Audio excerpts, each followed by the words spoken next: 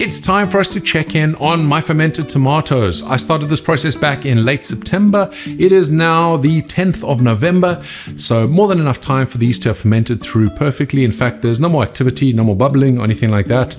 In this video, we're going to be doing three things. Number one, I'm going to test the pH, see how that's changed from when I started the fermentation.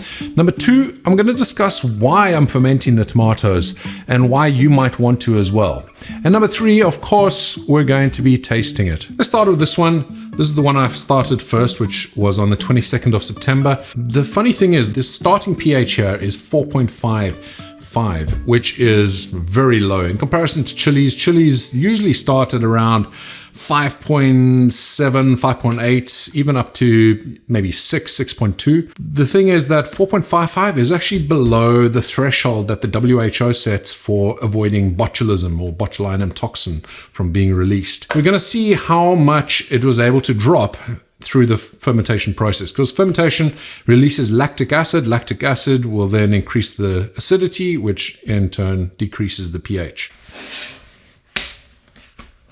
And you can see I haven't opened it because that's a safety catch there. So I don't know what's going to be in here.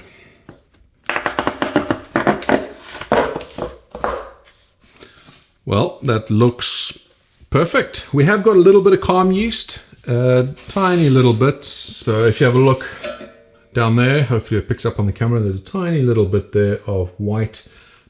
So minimal, I'm not concerned about it. There's a little bit more on that side, and it'll be always on the exposed areas, but otherwise this is looking and smelling very good. So a little bit more over there, but honestly, this amount of Kahm yeast is not going to affect it. Kahm yeast is not something that's going to affect the safety of this. It is purely from an aesthetic and taste perspective. Let's open up the big one. Again, you can see here, this is a safety tab, so I can't open this without breaking that. And there you go, I've broken it. So now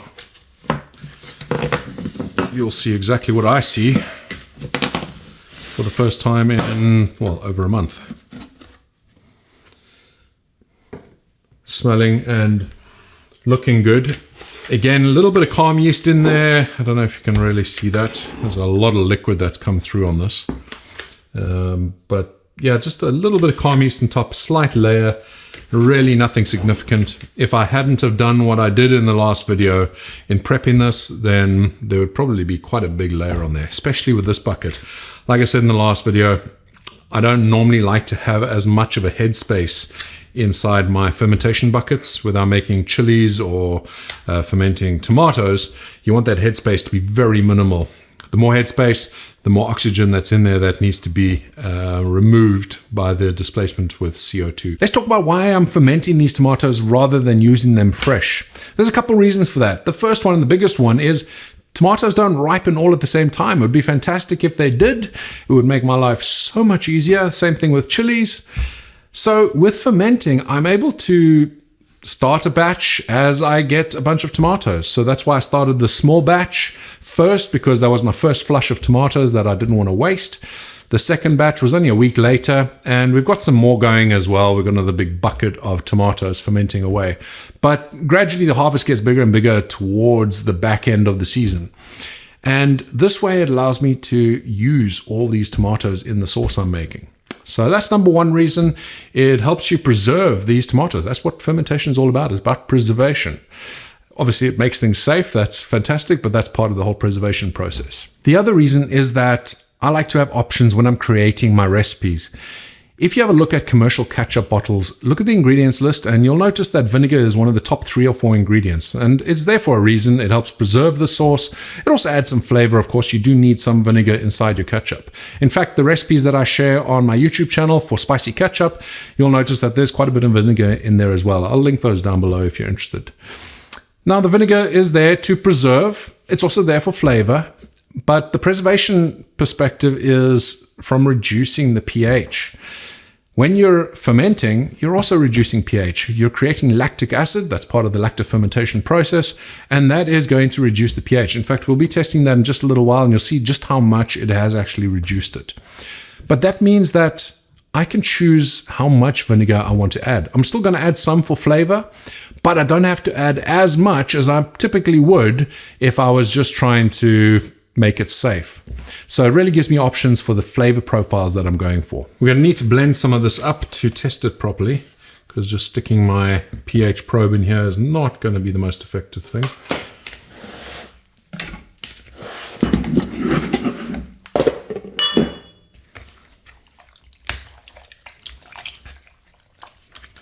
That fresh red looking tomato, it's pretty impressive. I'm digging out from the bottom just so we have a good sample here.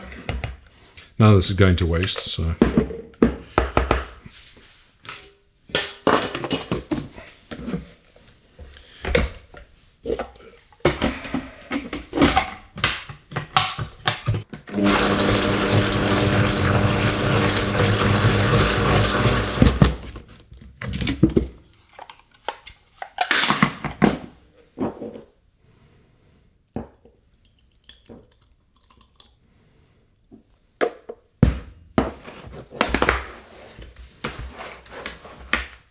By the way, you might notice I have a new pH tester. I still have my old one because I love it, but I decided to treat myself to one that was a little newer. I can actually replace the lid on this. So this is the older Pura that I've been using for ages, and I still recommend it, the pH 20, but I'll leave links down below for both of these. This one here is a little bit more expensive, but I can replace the head on it if I need to. So for the amount that I'm using it, it just made sense for me to get one of these. I have calibrated this, so it is ready to go.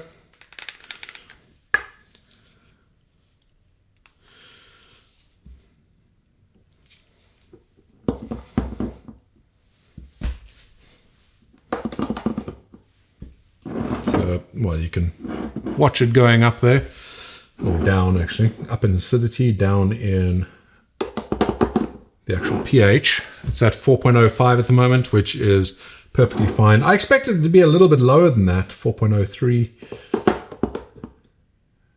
But still, that is very safe. So that's come down from 4.55 down to 4.03. Now remember, pH is logarithmic, so it might not sound like a lot, but going down from 4.55 or 4.6 down to 4.03 is quite a substantial amount. But yeah, that is, well, look at the color of that. It's another reason to ferment. Look at that. It's kept it lovely and bright and vibrant. I think all that's left is to taste this. Let's see how we did. So what do fermented tomatoes taste like? So these are San Marzano tomatoes, so they're a fantastic sauce tomato anyway. And I'm loving the texture here, even though I did add quite a bit of the liquid that came out, because when you ferment, some of the liquid's going to pull out of the tomatoes. But it smells good, and time to taste some.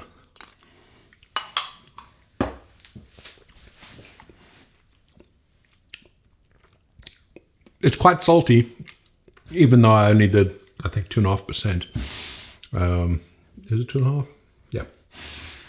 But flavors are fresh, and it's going to make an awesome ketchup. You may be wondering why I'm not showing you a ketchup recipe in this video. This is one that I've been developing for a while now. I'm pretty happy with where it is. I may show it to you guys in the future. If there's interest, let me know in the comments below. The fact of the matter is I have a time crunch. I have a Christmas festival coming up towards the end of this month. I need to get this done for that. Basically, it's for the local community. Some of them can handle the heat of some of my hotter stuff, but the majority, they find it a bit of a challenge. So I wanted to make something that would be a bit more palatable for them. It's still going to have some heat, but obviously the sweetness of the ketchup is going to offset a little bit. So it'll be a bit more manageable for many of them. The good news is that there will be some of these sauces available in the store once I've finished doing this. And I will also be giving away a couple during the next live stream. So make sure you join that. That is the December live stream. First Sunday of every month I do a live stream, and I'm always giving things away. So check it out. Have fun with us. It's really a good time. Yeah, I'm pretty pleased with that. Like I said, quite salty, and I think that's just inevitable. Not a problem at all, though, with the ketchup, because obviously there's some sugar going into this, which is going to definitely offset it. I don't think I'll be adding any more salt. And then all the other ingredients that I'm adding in here as well are going to offset that salt, so it'll be perfect then. But on its own, quite salty up front, but they are a beautiful tasting tomato. The San Marzano definitely was a good choice. It's the only ones I grow, San Marzano and San Marzano 2. Give tomato fermentation a try. I think you'll be pleasantly surprised. You can do so much with this, not only a ketchup like I'm doing, or if you just want to preserve the tomatoes to make a tomato sauce, like an Italian style tomato sauce for your spaghetti. There's a great way to preserve them. You can go and can them afterwards, or even just hot bottle them if you want, or put them in a jar. And they'll last a long, long time. It's a great way to preserve them. But as a spicy ketchup, it's going to be mint. Thank you so much for watching. I look forward to seeing you on the next video. And until then, stay spicy.